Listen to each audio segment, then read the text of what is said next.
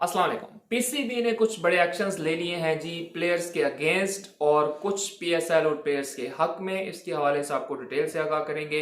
मैंने पहले दिन कहा था कि ये जो मोहसिन नकवी साहब आए हैं ये थोड़े से और मिजाज के आदमी हैं। ये ठीक है, अगर आप इनको सियासी उसमें देखेंगे तो आप इनके ऊपर तनकीद जरूर कर सकते हैं, लेकिन ये बंदा कहीं ना कहीं जो है वो एटलीस्ट स्ट्रॉन्ग डिसीजन मेकर है, फैसला करना जानता है और फैसला कर जाता है। आज दो फैसले किए गए। उसमें सबसे पहले फैसला ये था कि हारिस रऊफ का जो सेंट्रल कॉन्ट्रैक्ट है वो खत्म कर दिया गया है। ऑस्ट्रेलिया के खिलाफ जो सीरीज थी उसका हिस्सा बनने से जो है वो इनकार कर दिया था हारिस रऊफ ने, जिसके बाद वो काफी तनकीद की जद में आए। फिर वो उसी सीरीज के दौरान ऑस्ट्रेलिया चले गए, वहां बिग बैश लीग खेलते रहे, फिर वापस आ गए। अब उनका सेंट्रल कॉन्ट्रैक्ट जो कैंसिल किया गया है वो इस बेस के ऊपर किया गया है कि जी हमने बाकायदा उनको मौका दिया है, उनको बुलाया गया है, लेकिन वो अपने आप को डिफेंड नहीं कर सका। यानी कि वो कोई ऐसा जवाब नहीं दे सका जिस जवाब की बेस पे ये कहा जा सके कि जी ठीक है, आपकी सीरीज ना खेलने की कोई वैलिड रीजन है। कोई वैलिड रीजन नहीं थी। इवन के ऑफर दी गई थी हारिस रऊफ को कि जी हम आपसे एक दिन में 10 से 12 ओवर करवा लेंगे, ज्यादा नहीं करवाएंगे, लेकिन इसके बावजूद भी हारिस रऊफ ने जो है वो ऑस्ट्रेलिया के अंदर ऑस्ट्रेलिया के अगेंस्ट टेस्ट सीरीज नहीं खेली और उसके बाद पाकिस्तान भी डेफिनेटली वो सीरीज 3-0 से वाइट वॉश हो गया था। काफी बुरे हालात रहे ऑस्ट्रेलिया में हमेशा से। Haris Rauf definitely no doubt Pakistan का एक मेन बॉलर है जो कि कुछ कर सकता था। अब बात यह है कि देखिए, कैंसिल तो आपने चले, सेंट्रल कॉन्ट्रैक्ट तो आपने खत्म कर दिया, अब होगा क्या? सेंट्रल कॉन्ट्रैक्ट खत्म किया, उसी के साथ एक शर्त रखी कि जी आप 30 जून तक कोई भी लीग इंटरनेशनल नहीं खेल सकते।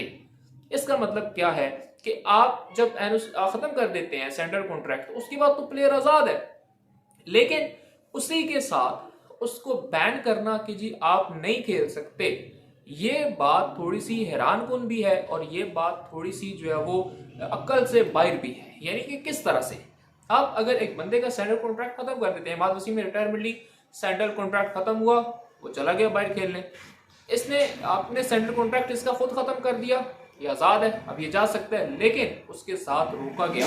क्यों रोका गया? शायद इसलिए रोका गया कि जी साथ वो भी है, आपका जो वर्ल्ड कप है वो भी है, तो शायद वर्ल्ड कप खिलाना था इसलिए रोका गया। तो ये अभी बड़े सवालिया निशान है। उसके अलावा हफीज का जो कॉन्ट्रैक्ट था वो खत्म कर दिया गया। हफीज आप जो है वो टीम डायरेक्टर ऑफिशियली जो है वो खत्म हो चुके हैं, वो अब टीम डायरेक्टर नहीं रहे।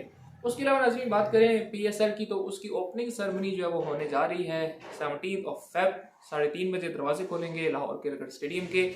उसके लिए आप आयमा बेग को देखेंगे, अली जफर को देखेंगे, आरिफ लोहार को देखेंगे और नूरी। 4 परफॉर्मर ऐसे होंगे जो कि परफॉर्म करेंगे पीएसएल की ओपनिंग सेरेमनी के अंदर।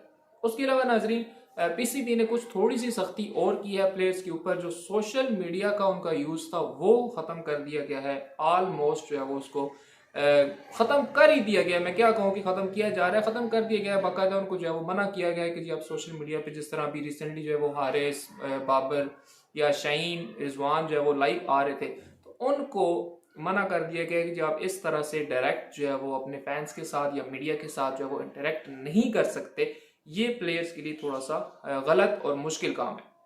उसके अलावा नजरी बात करें पीएसएल की, आज तक के जितने हुए हैं सीजन्स, उसमें सबसे ज्यादा रन्स का जो अभी तक का रिकॉर्ड है वो बाबर आजम के पास है। और उसके अलावा जो मोस्ट रन्स एक सीजन के अंदर वो फखर जमान के पास है, 588 रन उन्होंने अपने 7वां सीजन जो था उसके अंदर उन्होंने बनाए थे। अब 9वें सीजन के अंदर देखेंगे कि किसके हिस्से में ये रिकॉर्ड आता है। तो ये थी नाज़रीन अब तक की अपडेट्स। अगर हमारे चैनल को करना है तो हमारे चैनल को सब्सक्राइब करें। बहुत जल्द मिलेंगे इंशाल्लाह अपनी अगली वीडियो के साथ, तब तक के लिए अल्लाह।